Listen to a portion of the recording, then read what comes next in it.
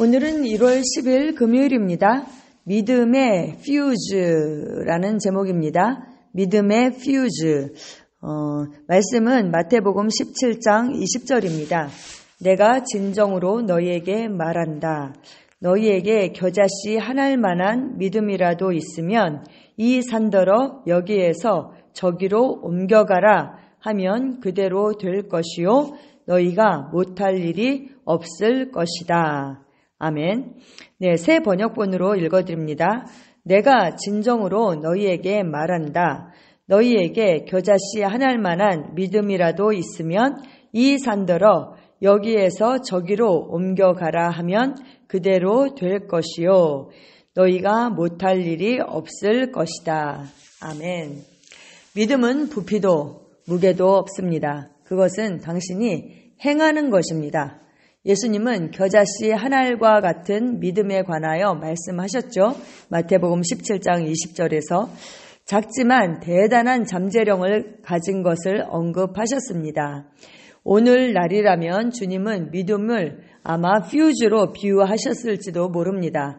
아주 작지만 퓨즈는 발전소에서 만들어낸 엄청난 전력을 우리 집으로 전달합니다.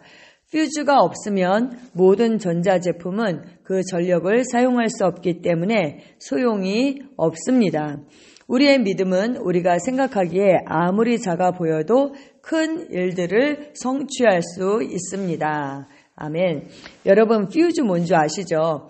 왜 이렇게 전기가 떨어지면 우리가 불이 다 나가면 퓨즈가 이렇게 고장났나 보다 이렇게 얘기하잖아요. 퓨즈가 뭐라고 그러죠? 아무튼 너무나도 큰 전력이 갑자기 흐르게 되면 다른 것들이 불이 날 수도 있고 문제가 될 수 있기 때문에 아주 얇은 퓨즈가 있어서 그 퓨즈가 먼저 타게 되는 것이죠. 그래서 그 퓨즈가 끊어지면 더 이상 전력을 흐르지 않도록 전력이 흐르지 않도록 그렇게 되어 있는 거 그것이 바로 퓨즈인 것이죠.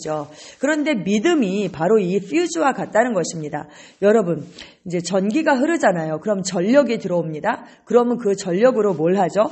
선풍기도 돌리죠. 난로도 겨울에는 따뜻한 난로 그 열도 내잖아요. 그리고 밥통하고 연결이 되면 밥통에 밥을 해서 밥을 먹을 수도 있습니다. 전기가 정말 우리 생활에 하는 일들이 너무나 많죠. 하지만 퓨즈가 나간다면, 퓨즈가 연결되어 있지 않다면 아무리 많은 전력이 들어와도 소용이 없는 것이죠. 우리가 그 전력을 받을 수가 없는 것입니다. 그래서 바람을 돌릴 수도 없고, 따뜻하게 할 수도 없고, 밥을 할 수도 없는 것이죠. 이 퓨즈가 아주 작지만, 퓨즈가 굉장히 조그맣거든요. 그 퓨즈가 아주 작지만, 퓨즈가 너무나도 중요한 그런 역할을 하는 것입니다. 우리의 믿음이 마치 이런 것입니다. 겨자씨 하나일 만한 믿음 얼마나 작아요. 겨자씨 씨 중에서 가장 작은 게 겨자씨라고 하더라고요. 그렇지만 그 믿음이 없다면 하나님께서 우리에게 주신 그 모든 것을 우리가 믿음으로 받아서 누릴 수도 없고 그 잠재력을 나타낼 수가 없는 것입니다. 그래서 믿음은 바로 이 퓨즈와 같습니다. 여기 마태복음 13장 31절에서 32절 말씀 또 비유를 들어 이르시되 천국은 마치 사람이 자기 밭에 갖다 심은 겨자씨 하나일 같으니 이는 모든 씨보다 작은 것이로되 자란 후에는 풀보다 커서 나무가 되매 공중의 새들이 와서 그 가지에 깃들이느니라 이렇게 말씀하고 있습니다. 겨자씨가 아주 작지만 이것이 점점 커서 나중에는 정말 큰 나무가 돼서 풀보다 훨씬 더 커지는 거죠. 그래서 공중의 새들이 거기에 와서 쉬기도 하고 그 가지에 깃든다 이렇게 말씀합니다. 어떻게 이 겨자씨가 그렇게 커질 수 있을까요? 겨자씨는 작아 있지만 살아있기 때문입니다. 그 겨자씨 하나 안에 어마어마한 잠재력이 있습니다.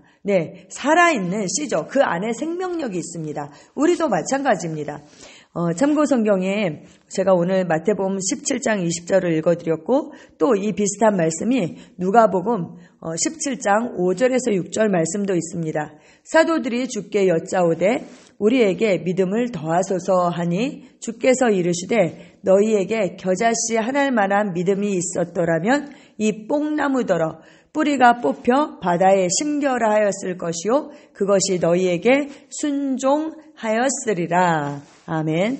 네, 마태복음 17장에서는 겨자씨 하나일 만한 그 믿음이 있으면 산을 옮긴다.